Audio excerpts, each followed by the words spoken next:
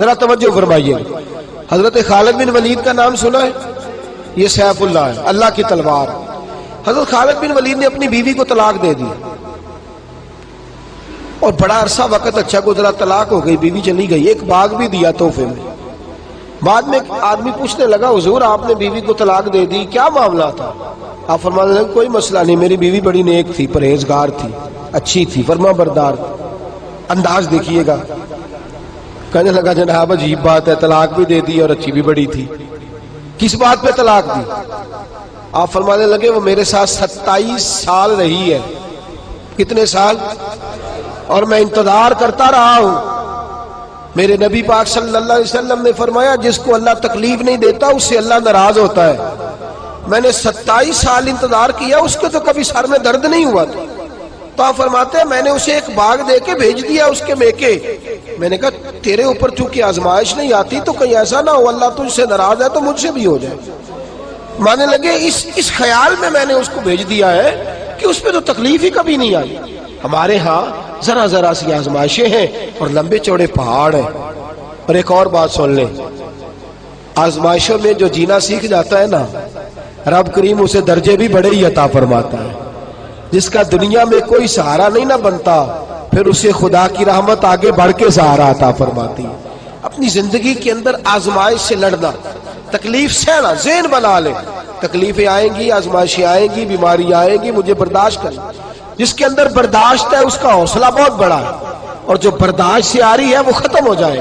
میرے رسول کریم صلی اللہ علیہ وسلم کی صحابیہ حضرت اسماء بنت ابی بکر صدیق، جناب صدیق اکبر رضی اللہ تعالی عنہ کی صاحبزادی ہیں، حضرت عائشہ کی بڑی بہن ہے. یہ وہی ہے جو غار ثور میں میرے نبی کو کھانا پہنچایا کرتی. 90 سال سے زیادہ عمر ہوگی حضرت اسماء کی، اور ان کے صاحبزادے عبداللہ بن زبیر رضی اللہ تعالیٰ عنہ.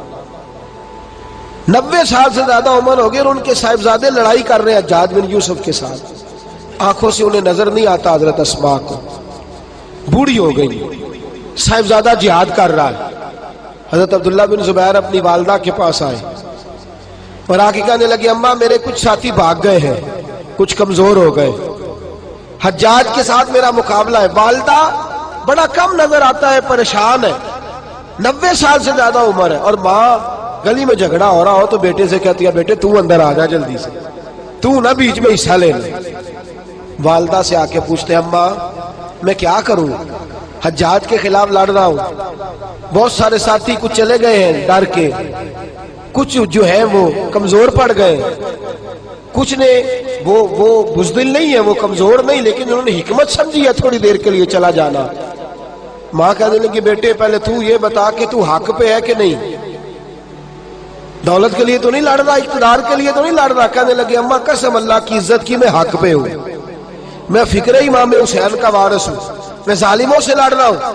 تو ماں کہنے لگی بیٹے جا. پھر والدہ کہنے لگی جا میرا بیٹا اور جا کے اس کے ساتھ لڑائی کر، اگر تو فتح یاب ہو گیا تو میں شکر ادا کروں گی، اور اگر تو شہید ہو گیا تو میں قیامت میں تیرے اوپر فخر کروں گی. تو کہنے لگے اماں وہ بڑے ظالم ہے، بوڑھی ماں کا حوصلہ دیکھ، وہ بڑے ظالم ہے، وہ تو مسلح کر دیتے ہیں، ناک کان گلا کاٹ دیتے ہیں، اتنا سخت میرا دشمن ہے.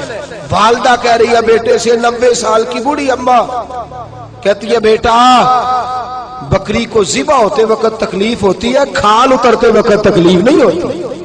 تکلیف تجھے ایک وقت ہوگی جب تیر لگے گا، جب تلوار لگے گی. ناک کان کاٹتے تجھے کیا تکلیف ہوگی، اللہ تجھے زیادہ اجر عطا فرمائے گا.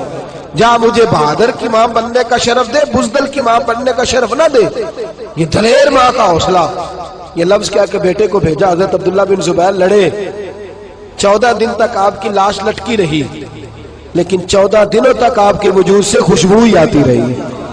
حجاج بن یوسف نے آپ کی ماں کو بلایا، حضرت اسماء آئی، کہنے لگا تجھے پتہ ہے تیرے بیٹے کی لاش لٹک رہی ہے؟ کہنے لگی کیا کہا؟ لٹک رہی ہے؟ ہاں تیرے بیٹے کی لاش لٹک، کیا کہتے ہو؟ تیرے بیٹے کی لاش لٹک رہی ہے، پھر بتا لو. تیرے بیٹے کی لاش لٹک رہی ہے. تو آپ فرمانے لگی شکر ہے اللہ کا، میرے بیٹے کی لاش لٹک رہی ہے، کہیں جھکی ہوئی تو نہیں ہے نا، کسی ظالم کے آگے جھک تو نہیں نہ گئی. کہیں اس نے گلا کٹایا ہے، کہیں جھکایا تو نہیں نا، شکر ہے اللہ تعالیٰ کا۔ کہنے لگے تو مجھ سے سفارش نہیں کرے گی کہ اس کی لاش کو ہٹا دوں؟ آپ فرمانے لگے جس رب نے اسے شہید ہونے کا حوصلہ دیا ہے وہ اسے قبر کی اعلیٰ جگہ بھی عطا فرمائے گا۔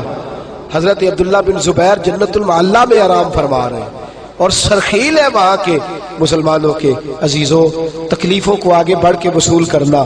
ذرا ذرا سی بات پہ لوگ چیختے چلاتے ہیں، کفر بولتے ہیں، گھروں میں فوتگی ہو جائے تو کفر۔ حضرت جعفر طیار شہید ہوئے، حضرت علی کے سگے بھائی تو ان کے گھر کی عورتیں رونے لگی، حضور نے فرمایا جاؤ انہیں چپ کراؤ۔ صحابہ گئے، خاموش نہیں، پھر رونے لگی، فرمایا چپ کراؤ انہیں، پھر چیخنے لگی۔ تیسری بار حضور نے فرمایا نہیں چپ کرتی تو ان کے منہ میں خاک ڈال دو، انہیں پتہ نہیں جو بین کرے، سر پھاڑے اور اپنے چہرے پر اپنے ہاتھ مارے وہ تو میری امت میں شامل ہی نہیں ہے، تو میری امت میں شامل ہی نہیں۔ میرے عزیزوں، شریعت اسلامیہ حوصلے کی بات کرتی ہے، صبر کی بات کرتی ہے۔ گھروں کے اندر ذرا ذرا سی بات پہ بے صبری کرنا، ذرا دو چار جملے بھی ہم ہضم نہیں کر سکتے، ایک بے رخی بھی ہم ہضم نہیں کر سکتے، تھوڑی دیر کے لیے بھی کوئی آنے والی تکلیف ہم برداشت نہیں کرتے۔